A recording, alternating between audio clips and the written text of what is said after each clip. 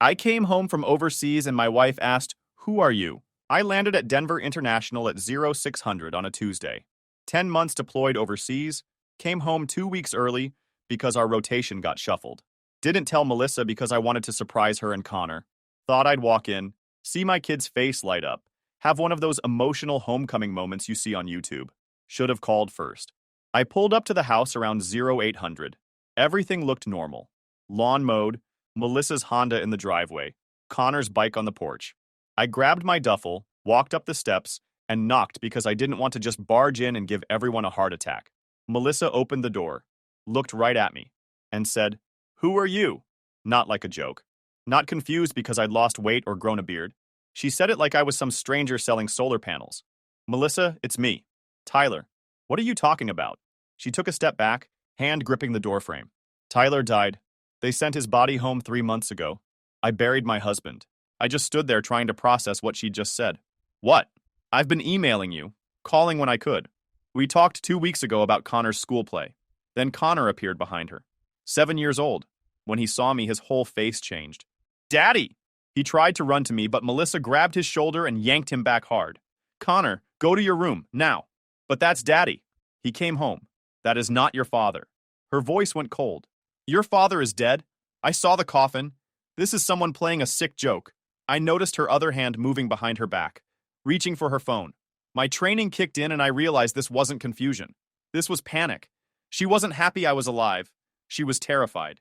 "Melissa, I don't know what happened or what you were told, but I'm alive. I'm standing right here. Don't come any closer. I'm calling the police." Behind her, Connor was crying. "Mommy, please, that's Daddy." "I know it's Daddy." Then a guy walked up behind Melissa. Tall, maybe 40, wearing jeans and a polo like he lived there. Put his hand on her shoulder. Real casual. Real comfortable. "Honey, what's wrong?" He saw me and his expression changed. "Who the hell are you?" My stomach dropped. "Who the hell are you?" "I'm Kyle, Melissa's husband." He stepped in front of her and Connor like he was protecting them. "Now I'm going to ask you one more time. Who are you and what do you want?" The word husband hit different. "I'm her husband, Tyler Bennett.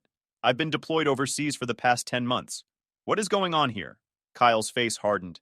"Tyler Bennett died in action 3 months ago. Memorial service. Melissa got his personal effects. So, I don't know who you are, but you need to leave before I make you leave." Big guy. Looked like he spent time in the gym. But I wasn't leaving my house or my kid. "Look, there's been a mistake. Can we all calm down and figure this out? Melissa, please. Ask me something only Tyler would know." Melissa was shaking now. The real Tyler had a scar on his right shoulder from falling off his bike when he was 12. He proposed at Riverside Park on a Tuesday in June. His mother's name was Linda. She died of cancer when he was 19. I started rolling up my sleeve. "I have the scar. June 15th at sunset. My mom died March 3rd, 2011.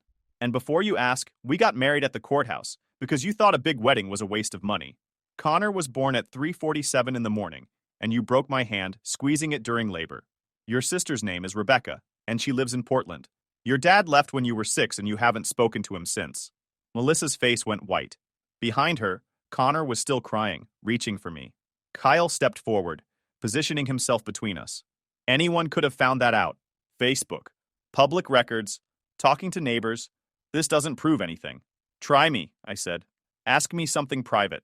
Something nobody else would know." Melissa's hands were shaking. She looked at Kyle, then back at me. "What did I whisper to you the night before you deployed?" I remembered that night, lying in bed.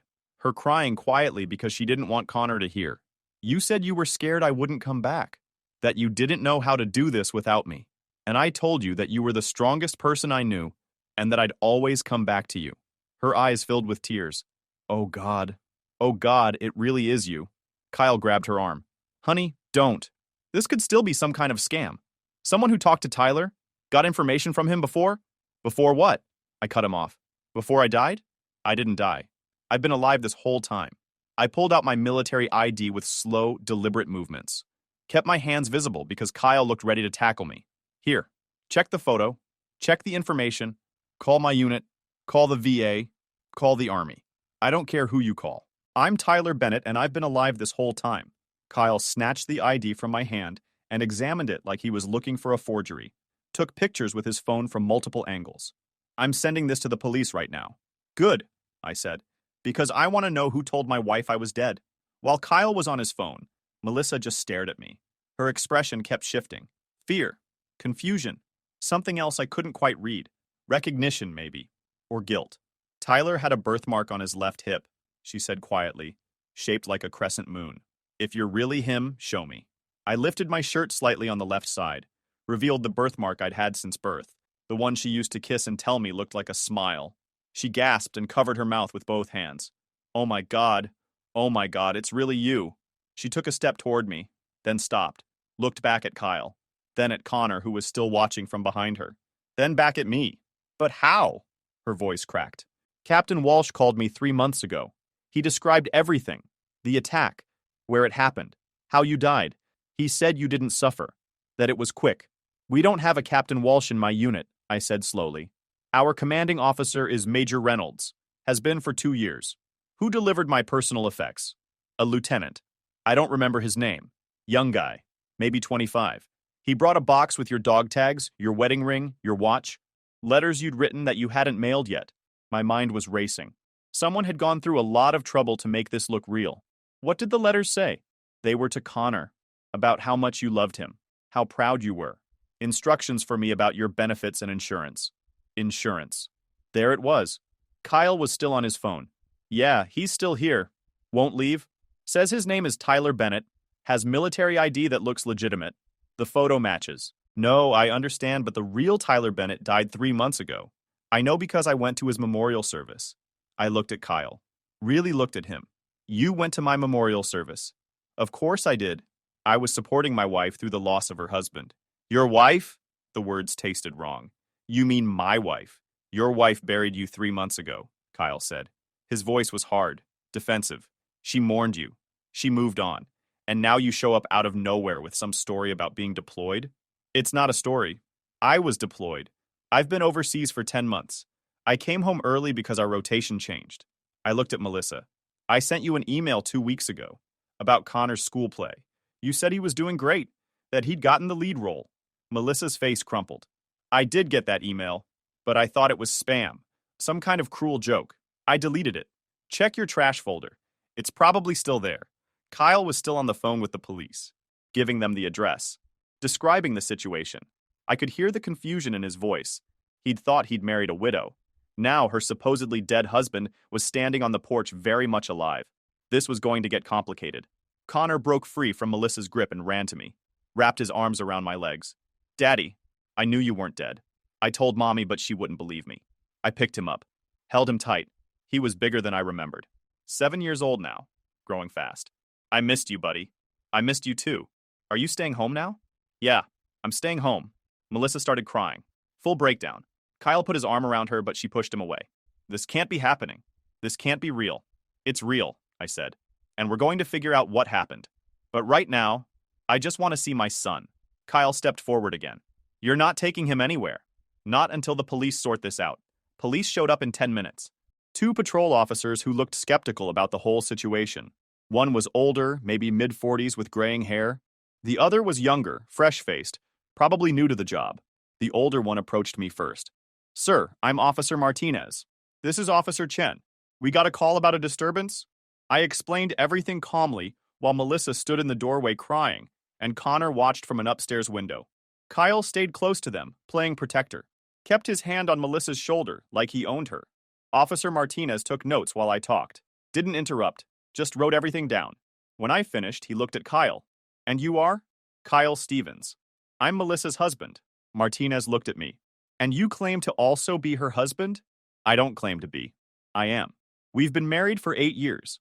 I've been deployed overseas for the past 10 months. Can you prove that? I handed him my military ID, my deployment papers, my orders showing the early return. Everything I had. Martinez examined them carefully while Officer Chen went to his patrol car to run my information. The wait felt like forever. Connor pressed his face against the window upstairs, watching, waiting to see what would happen to his dad. After what felt like an eternity, but was probably only 5 minutes, Chen came back looking confused. So his ID checks out. Tyler Bennett, active duty, currently deployed overseas. But according to military records, he's alive and accounted for. His deployment doesn't end for another 2 weeks. Martinez looked at me. Sir, Can you explain why you're here if you're supposed to be overseas? I pulled out my discharge papers. Early leave. My tour ended 2 weeks early because our rotation got adjusted. I have the orders right here. Signed by Major Reynolds. Martinez examined those too. Took his time, looked at every detail. These look legitimate. Kyle stepped forward. But Tyler Bennett died 3 months ago. There was a memorial service. Melissa received official notification from the Army. She got his personal effects, his dog tags, everything. Who notified you? Martinez asked Melissa. Captain Walsh. He called me. Told me Tyler had been killed in action. Did he come to your house? No. Just called. Then a few days later, a lieutenant came by with Tyler's things. Martinez exchanged a look with Chen. Something passed between them. Ma'am, this is sounding like a much bigger issue than a domestic disturbance. I'm going to need to call this in to detectives. Possibly federal agents. Federal agents? Kyle's voice went up an octave. Why federal agents? Because impersonating a military officer is a federal crime, Martinez said. And if someone falsely reported a service member as killed in action, that's potentially multiple federal crimes. Insurance fraud, identity theft, mail fraud if there was any correspondence involved. Melissa went even paler, put her hand on the doorframe to steady herself. I didn't do anything wrong. Someone told me my husband was dead. I'm not saying you did anything wrong, ma'am. But we need to investigate how this happened. Martinez turned to me. Mr. Bennett, I'm going to need you to step over here for a moment. He walked me toward his patrol car, out of earshot from the others. Look, I believe you're who you say you are. The ID checks out. The paperwork checks out. But this is a situation I've never encountered before, and I need to handle it carefully. Can you go stay somewhere else tonight while we sort this out? This is my house. I understand that. But right now, there's a woman and child in there who were told you were dead 3 months ago. For their psychological safety, I think it's best if you stay elsewhere while we investigate. I wanted to argue, wanted to demand my rights, but Connor was watching from the window, and the last thing I needed was for this to turn into a standoff. Fine, I'll get a hotel. But I want regular updates on what's happening with my son. Understood. Martinez pulled out a business card. Here's my direct number. Call me tomorrow morning and I'll let you know where we're at. Officer Chen was interviewing Melissa and Kyle separately, taking statements, getting their version of events. After about 30 minutes, a detective showed up. Then 2 guys in suits who had federal agent written all over them. Dark suits, serious expressions. The kind of people who don't show up unless something major is happening. They separated everyone, kept me outside, brought Melissa, Kyle, and Connor into the house to get their statements. I stood on my own front lawn like a stranger, while federal agents took over my living room. One of the feds eventually came out to talk to me. Tall guy, early 40s. Had that military bearing that told me he'd served at some point. Mr. Bennett, I'm Special Agent Carter with the FBI. I need to ask you some questions. FBI. Great. This was getting more complicated by the minute. He walked me through everything again. Timeline of my deployment. Communication with Melissa. When I found out about my rotation change. When I decided to come home early. Why I didn't call ahead. I wanted to surprise them, I said. Thought it would be a good surprise. That didn't work out the way you planned. No, it did not. Carter took extensive notes. Asked about my unit, my commanding officer, where exactly I'd been stationed. Details about my deployment that only someone who'd actually been there would know. And you're saying there's no Captain Walsh in your unit? Never has been. Major Reynolds has been our CO for 2 years. Before that, it was Colonel Jackson. What about the lieutenant who allegedly delivered your personal effects? Any description of him? Melissa said he was young, maybe 25, but I wasn't there for that. Carter nodded. We're going to need to verify everything with your unit. Confirm you were actually deployed this whole time, that you're who you say you are. Call Major Reynolds. He'll confirm everything. We will. Carter handed me his card. In the meantime, you need to stay somewhere else tonight. This is now an active federal investigation, and I can't have you in that house until we sort out what happened. That's my house, my wife, my kid. I understand that, but right now, we have a potential fraud situation involving military death notifications and insurance claims. Until we know what happened, everyone needs to stay separated. I looked at the house, my house, where I'd lived with Melissa for 5 years before my deployment, where Connor had taken his first steps, where we'd celebrated birthdays and holidays and built a life together. And now I couldn't even go inside. Fine, but I want to see my son before I leave. Carter hesitated. That might not be. I want to see my son. I wasn't asking anymore. Carter considered it, then nodded. 5 minutes. Supervised. They brought Connor outside. He ran to me immediately, hugged me tight. Are you leaving again? His voice was small, scared. Just for tonight, buddy. But I'll be back. I promise. That's what you said last time. Then Mommy said you died. That hit harder than anything else that day. My kid had mourned me, had processed my death, had learned to live without me. And now I was back, but being forced to leave again. I know, but this time is different. I'm not going far. Just to a hotel nearby. And I'll call you tomorrow, okay? Okay? He didn't sound convinced. Melissa was watching from the doorway, crying.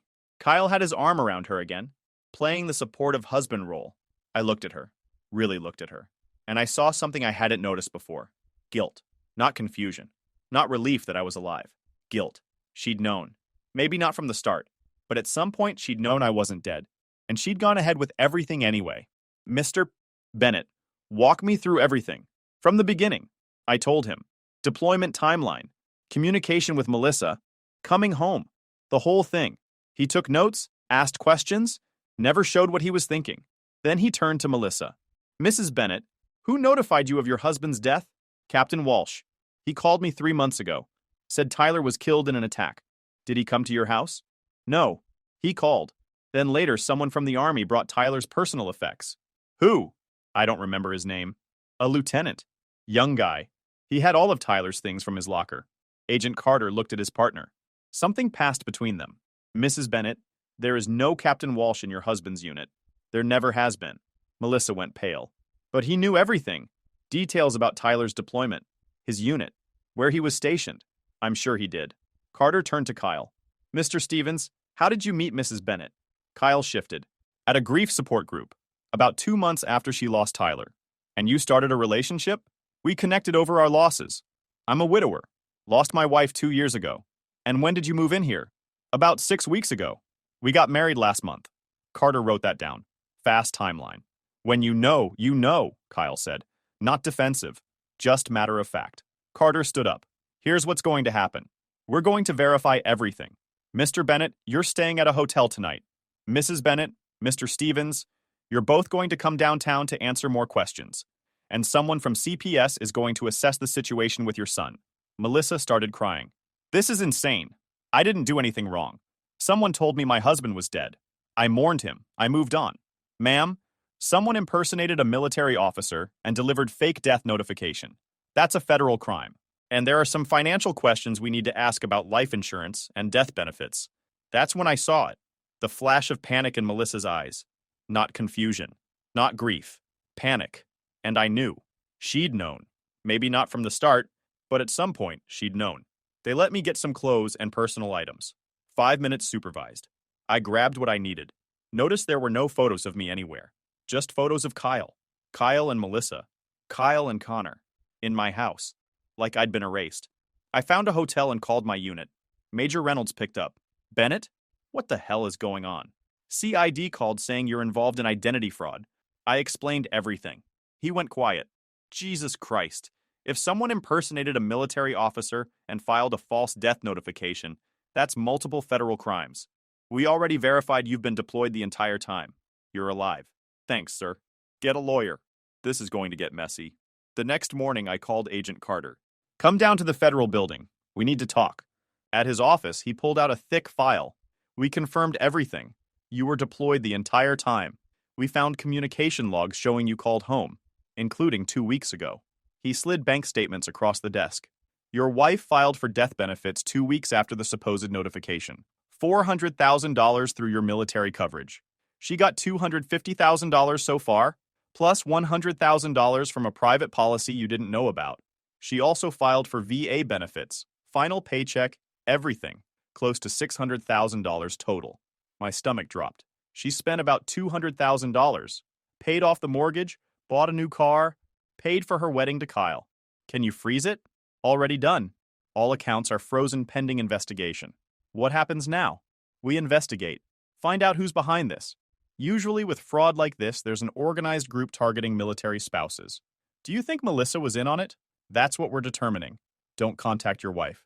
Don't go to the house. Let us handle this. And they started pulling apart Melissa's finances. That's when everything unraveled. Turned out Melissa had filed for death benefits within 2 weeks of the supposed notification. Not months later. Not after grieving. 2 weeks. That was fast. Suspiciously fast. $400,000 life insurance policy through my military coverage. She'd received $250,000 so far, with another $150,000 in processing. The insurance company had paid out quickly because all the paperwork looked legitimate. Death certificate, official notification, military documentation, everything in order. Except I wasn't dead. There was also that $100,000 payout from a private policy I'd never heard of, opened 6 months before my supposed death. Premium payments coming from our joint checking account. Melissa had forged my signature on the application. The feds verified it. Handwriting experts compared it to my actual signature. She'd practiced it. Got pretty good at it, but not perfect. And she'd filed for my VA benefits, my final paycheck, my military pension death benefits, every possible payout she could think of. All told, she stood to collect close to $600,000, $500,000, for doing nothing except claiming I was dead. She'd spent about $200,000 in 3 months, paid off the mortgage on our house, put $150,000 down, cash, no more payments. The house was free and clear. Bought a brand new Honda CR-V, fully loaded, paid cash, $35,000.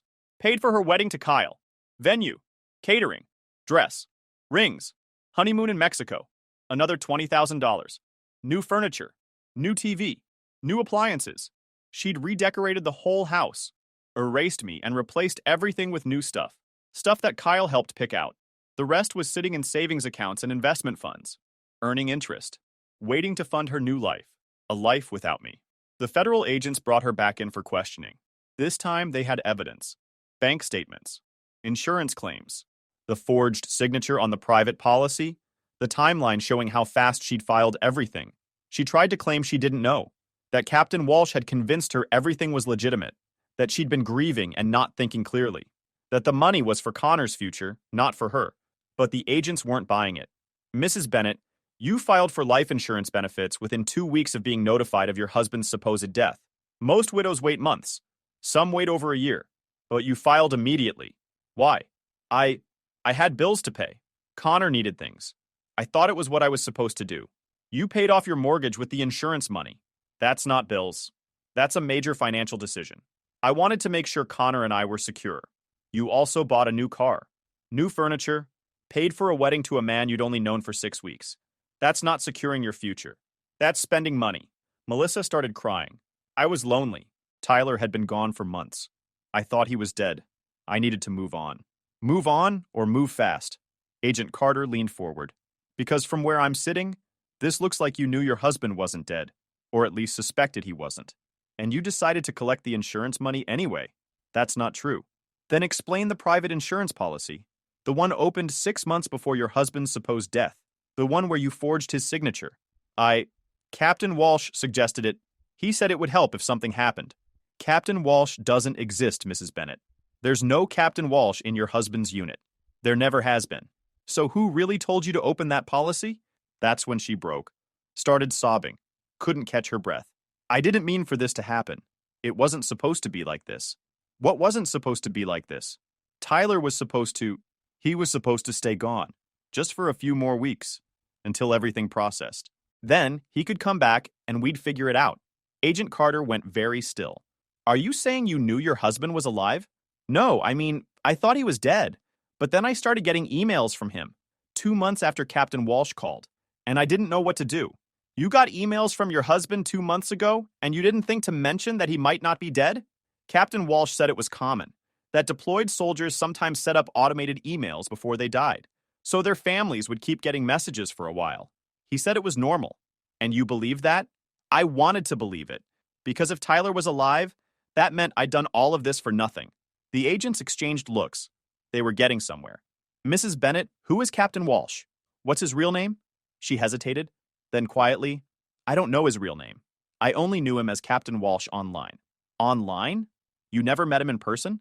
No. He contacted me through a message board for military spouses.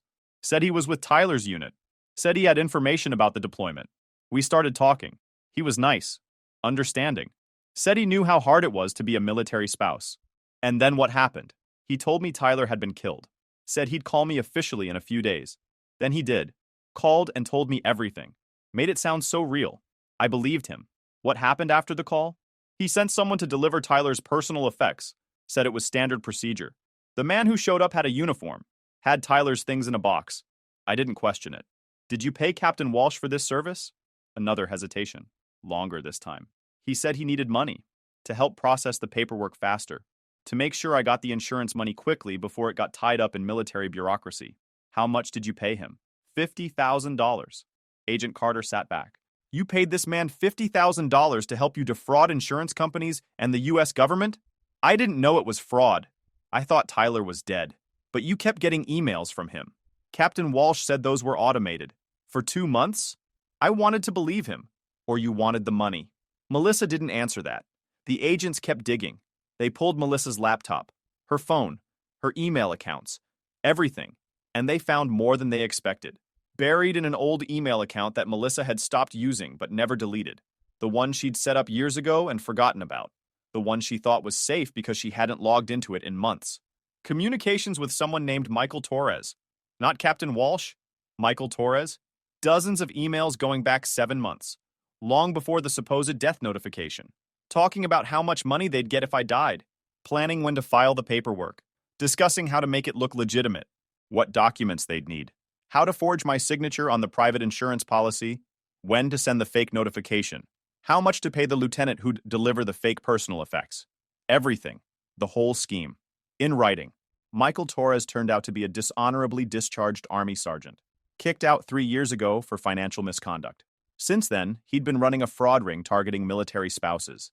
He'd find women whose husbands were deployed. Usually women who were struggling. Lonely. Maybe financially stressed. He'd befriend them. Online usually. Through message boards or social media groups for military families. He'd build trust. Act sympathetic. Understand their problems. Then he'd plant the idea.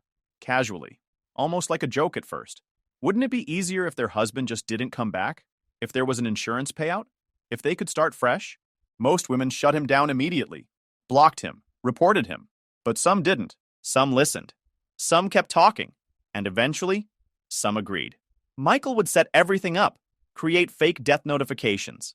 Arrange for fake personal effects to be delivered. Help file the insurance claims. Make everything look official. Then he'd take 25% of the payout. Sometimes more if he'd helped set up private insurance policies beforehand. He'd run the scam on at least 6 military spouses in the past 2 years. Maybe more. The FBI was still investigating. 4 cases had gone through successfully. The husbands had come home eventually to find their wives had declared them dead and collected insurance money. All 4 marriages ended in divorce. 2 resulted in criminal charges for the wives. 1 case ended when the husband actually died overseas. For real. Unrelated to the scam. Michael had still taken his cut of the insurance money.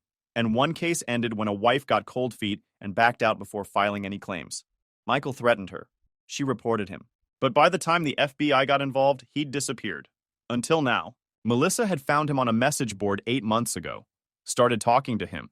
Told him about how stressed she was. How lonely. How hard it was being a military spouse. How she sometimes wished Tyler would just stay gone, so she didn't have to deal with the uncertainty anymore. Michael had listened, sympathized, then suggested a solution. What if Tyler didn't come back? What if something happened to him overseas? Wouldn't that make everything simpler? At first, Melissa had been horrified, shut down the conversation, but Michael had been patient, kept talking to her, kept planting seeds, and eventually she'd agreed. They'd planned everything. Michael had created the Captain Walsh identity, made fake military documentation, found a guy willing to dress up as a lieutenant and deliver fake personal effects. Helped Melissa forge my signature on the private insurance policy. Then 3 months ago, while I was still overseas and very much alive, Michael had made the call. Mrs. Bennett, this is Captain Walsh from your husband's unit. I regret to inform you that Staff Sergeant Tyler Bennett was killed in action. Melissa had cried, had played the grieving widow, had accepted condolences from friends and family, had planned my memorial service, all while knowing, at least partly, that it might not be real. The emails proved it. She'd written to Michael 2 weeks after the supposed death notification. Are you sure he's really dead? What if he's still alive? Michael had responded, don't worry about that. By the time he comes back, everything will be processed. He can't undo it. Just keep playing the widow role and spending the money. And she had. When Agent Carter showed her the emails, she completely fell apart. No more denial. No more claims of being a victim. Just full confession. I didn't mean for it to go this far. I was just so tired of waiting. Tired of being alone. Tired of military life, the deployments, the uncertainty, never knowing if he was coming back. I just wanted it to be over. So you had your husband declared dead while he was still alive and serving his country? I thought by the time he came home I'd be gone. Moved somewhere else with Connor. Started over. He'd never have to know. Know that you stole over $500,000 in his name? She didn't answer. Agent Carter closed the file. Mrs. Bennett, I'm placing you under arrest for conspiracy to commit wire fraud, insurance fraud, identity theft, and about 6 other federal charges. You have the right to remain silent. They arrested her right there, cuffed her, read her rights, walked her out of the federal building in handcuffs. Kyle Stevens had been sitting in the waiting room the whole time. When he saw her in cuffs, his face went white. What's happening? Your wife committed federal fraud, Mr. Stevens. She's going to be charged. But she said she was a victim. She said someone conned her. She was lying. She knew her husband was alive and filed for benefits anyway. Kyle just stood there, stunned. I didn't know. I swear I didn't know. We believe you, Mr. Stevens. You've been cooperative and your story checks out. You're not being charged with anything. What do I do now? That's up to you. Kyle sat down heavily, put his head in his hands. I thought I'd found someone who understood grief, who understood loss. Instead, I married a con artist. At least you found out now and not years from now. Small comfort. They arrested Michael Torres 2 days later, found him in Nevada, living in a nice condo paid for with fraud money, driving a Tesla, living well on other people's tragedy. He tried to run when agents showed up, made it about 10 feet before they tackled him. Not a smart guy. They found evidence of at least 8 more cases in his apartment. Names of military spouses he'd targeted, emails, plans, bank statements showing payments from multiple women. He'd made over $300,000 running this scam. Tax-free, all cash. Now he was looking at 12 years in federal prison. Maybe more depending on how many victims came forward. And I filed for emergency custody of Connor. The custody hearing was brutal. Melissa's lawyer tried to paint her as a victim who'd been manipulated. My lawyer brought out the emails, the financial records, the timeline showing she'd started planning this months before I was supposed to come home. The judge looked at Melissa like she was something he'd scraped off his shoe. Mrs. Bennett, you attempted to defraud the government, steal from your deployed husband, and traumatize your son by telling him his father was dead. I'm granting Mr. Bennett full custody. You'll have supervised visitation once per month, pending the outcome of your criminal trial. Melissa started crying. Connor is my son. You can't take him from me. You told your son his father was dead while his father was alive and serving his country. You made him mourn a parent who wasn't deceased. That's psychological abuse, Mrs. Bennett. Be grateful you're getting any visitation at all. I walked out of that courthouse with full custody. Connor stayed with me. We moved into a rental place while I figured out the house situation. Kyle actually called me a week later. Look, I know this is weird, but I wanted to apologize. I had no idea. If I'd known she was lying about you being dead, I never would have... I know, I said. You got played too. Yeah, I loved my wife. She died for real. And I thought I'd found someone who understood that. Instead, I married a con artist. What are you going to do? Already filed for annulment. Moving back to Colorado. Trying to forget this whole thing happened. Good luck. You too, man. Take care of that kid. I did. Connor was confused at first. Angry. Kept asking why his mom would do something like that. I didn't have good answers. Just told him sometimes people make bad choices. That it wasn't his fault. That I loved him and wasn't going anywhere. We started therapy. Both of us. Connor needed help processing the fact that he'd mourned me for 3 months when I was alive. That his mom had lied to him. That everything he'd thought was real had been fake. I needed help dealing with the rage. Because yeah, I was angry. My wife had tried to have me declared dead for money. She'd put my kid through hell. She'd started a whole new life while I was deployed and serving my country. But I couldn't show Connor that anger. So I swallowed it, focused on being present, being stable, being the parent he could count on. Melissa's trial happened 6 months later. Federal prosecutors offered her a plea deal. 5 years in federal prison if she cooperated fully and helped them prosecute Michael Torres. She took it. At her sentencing, she tried to apologize. Wrote me a letter saying she never meant to hurt Connor. That she'd just been desperate and made terrible choices. That she hoped someday I could forgive her. I threw the letter away. Michael Torres got 12 years. Apparently defrauding military families while they're deployed gets judges really mad. He tried to claim he was just helping widows get benefits they deserved. The prosecutor showed emails where he'd called military spouses easy marks and bragged about his income. The jury deliberated for 40 minutes. I got to keep the house. Turned out that since Melissa had paid off the mortgage with fraudulent money, the government seized those funds. But since I was the legitimate owner and a victim of her fraud, they let me keep the property. I also got back most of the insurance money. Had to fight for it, but eventually the insurance companies agreed I shouldn't be penalized for my wife's crimes. Kyle reached out one more time, sent me a check for $15,000. This is what I paid for the wedding and other stuff. I know it doesn't fix anything, but I don't want to profit from this situation. I actually respected that. Sent him a thank you note. Connor adjusted slowly. Stopped asking about his mom after a while. We settled into a routine. School, homework, dinner together every night. I got a job doing security consulting for a defense contractor. Good pay, no deployments. Connor's teacher called me once to say he'd told the class his mom was in prison. Some of the other kids had asked why. Connor had apparently said, "She tried to steal money by pretending my dad was dead, but he wasn't, so she got caught." The teacher didn't know what to say to that. "It's the truth," I told her. "He's dealing with it the best way he knows how." Melissa sent letters from prison. Connor didn't want to read them. I kept them in a box just in case he ever changed his mind. She got out after 4 years.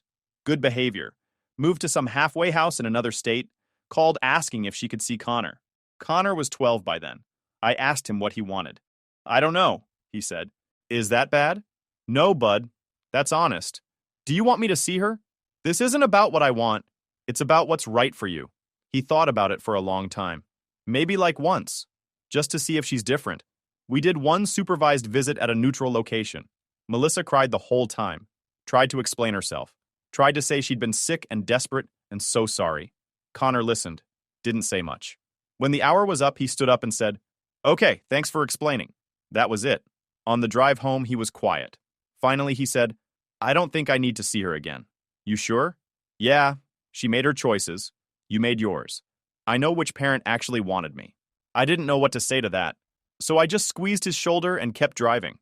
Connor's 15 now, doing well in school, plays soccer, has friends, doesn't talk about his mom much. When people ask, he just says his parents are divorced and his mom lives out of state. Sometimes I think about that day I came home, standing on my own porch while my wife told me I was dead. The look on Connor's face when he saw me. The gut punch of seeing another man in my house calling himself Melissa's husband. And I think about how close it came to working. If I'd stayed those extra 2 weeks, if I hadn't come home early, if I'd been killed for real during those last 2 weeks, Melissa would have gotten away with it. She'd already filed all the paperwork, already collected the money, already moved on. The only reason she got caught was because I showed up alive. Sometimes people ask if I forgive her, if I've moved past it. The answer is no. She didn't just betray me. She put our kid through mourning a parent who was alive. She made him believe I was dead. She forced him to process grief and loss that shouldn't have existed. I can't forgive that. YouTube just dropped this new hype feature. If you're hooked on this story, smash that hype button. It tells YouTube this video deserves to blow up, and it keeps even crazier stories coming your way.